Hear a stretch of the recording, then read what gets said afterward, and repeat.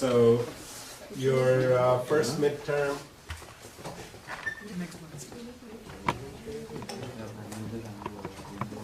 will be November 4, which is Wednesday.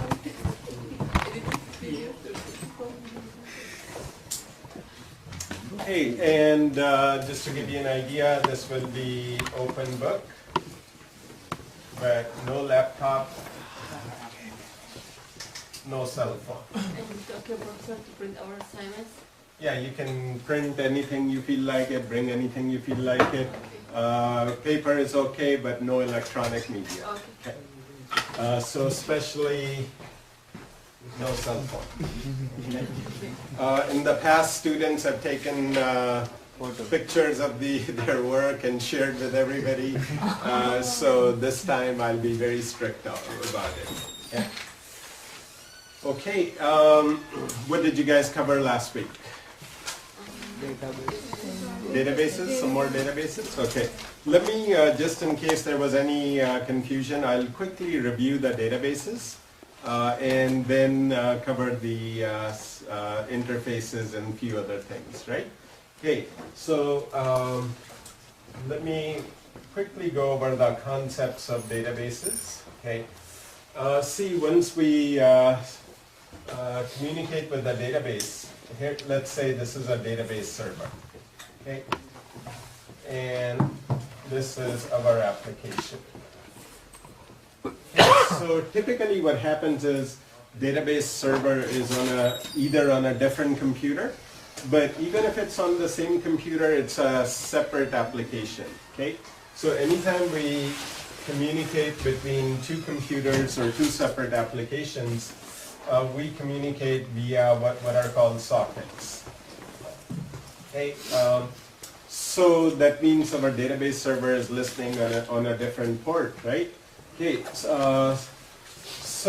when we write our code, database code, our typical code goes like this. Specify connection string to the database. Number 2, create a connection object.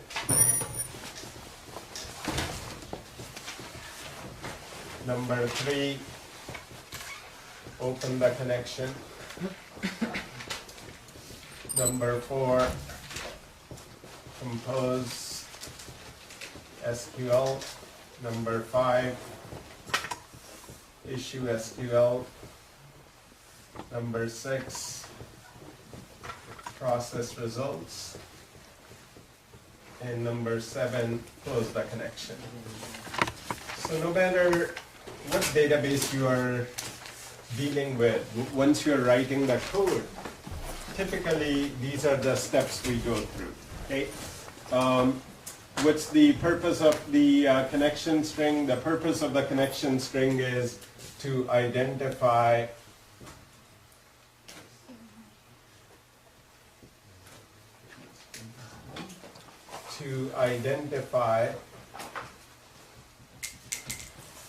database server and some authentication information, meaning how will we log into the database server and which database. Okay, so to give you an idea, let's say your database server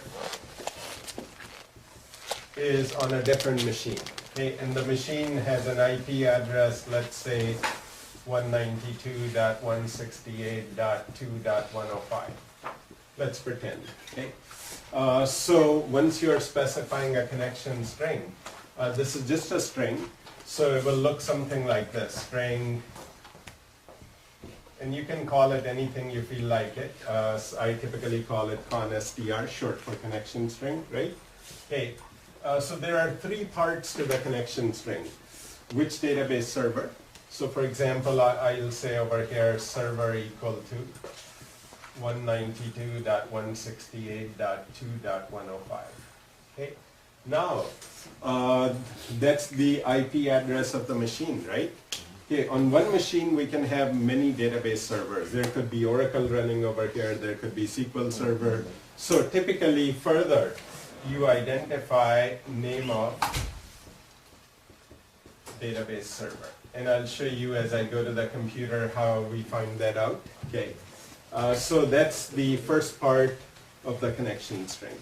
The second part of the connection string is some authentication information, meaning how our code, so see this is where our code is, how our code will identify itself to the database server, so the database server allows us to issue SQL.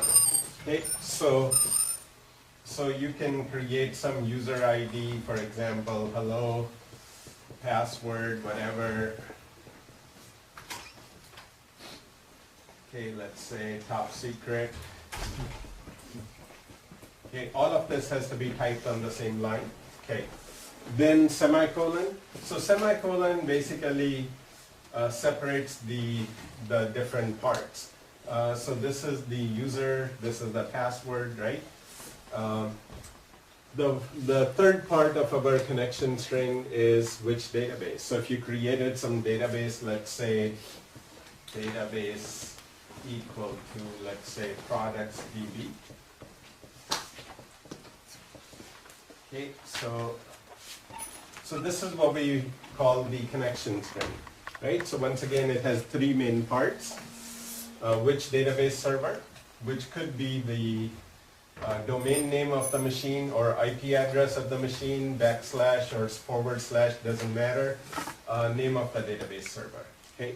And again, once I go to the computer, I'll show you how exactly you know which database server, right? So then there's an authentication information. So this is our authentication information to identify ourselves to the database server. And this is the name of the database we are interested in communicating with, right? So that's the connection string. Okay, now let's go to the second part. Okay, the second part, in the second step, we create a connection object so that we can open a connection and issue SQL to the database server. Okay? Now, how we create the connection depends on which database server we are trying to communicate with. Okay? So we have different classes available to us. For example, if you are trying to connect to a SQL server, the class is called SQL connection. Okay, so you will say something like this, con equal to new SQL connection. Okay, and in the constructor, you will pass the connection string that you had specified earlier, right? If you're trying to communicate with Oracle, then this SQL will become Oracle. This SQL will become Oracle connection. If you're trying to communicate with DB2, it will become DB2. DB2. Right? So depending upon the name of the the type of the database server, the class name changes. Okay? So anyway, that's called creating the connection object, right? Then the rest of the code, from opening the connection to composing the SQL, typically we write it in a try, catch, and finally block. Okay, in the finally, we always close the connection. Remember, the finally block is always executed regardless there's an error or not. So this will make sure that we don't leave the connection hanging, because if too many clients connect to the database server and the connections are open for a long time, then over a period of time the database server will run out of connections and your whole application will start to either not work or work very, very slowly. Okay? Okay, so this part over here, so steps, all of these steps, compose SQL, issue SQL, process records, all of these are done. So steps 3 through 6 are done over here. Okay? The closing of the connection is done in the finally block. So that's the typical code.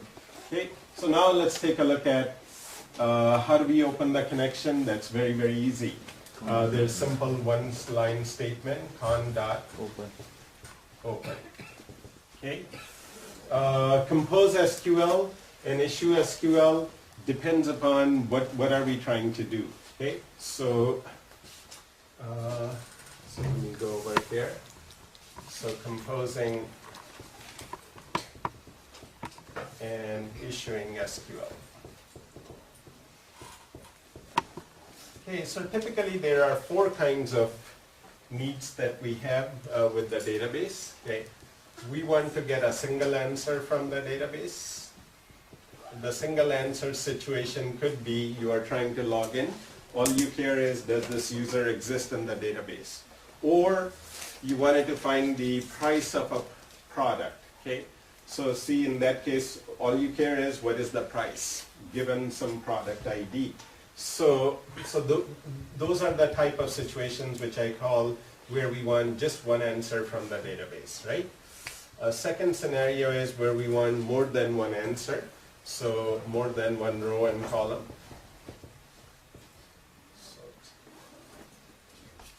So more than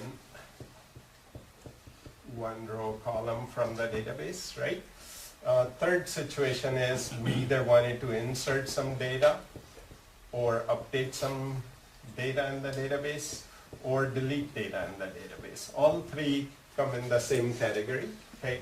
And lastly, what if we wanted to trigger a stored procedure in the database server, right? So those are the 4 types of needs that we have. So when we compose the SQL, issue the SQL, process the results, it will depend on what are we trying to do. So the code will look different if we are trying to do this. It will look different if we are trying to do this. It will look different whether we are inserting, updating, deleting, or whether we are calling a stored procedure, right? So now let me show you how steps 4, 5, and 6 vary based on our 4 types of situations, okay? So first let me show you in plain English.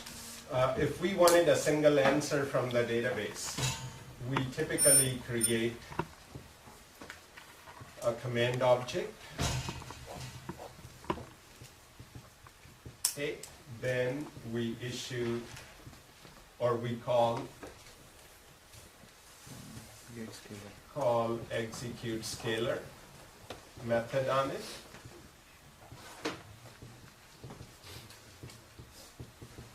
Okay. And this returns an object.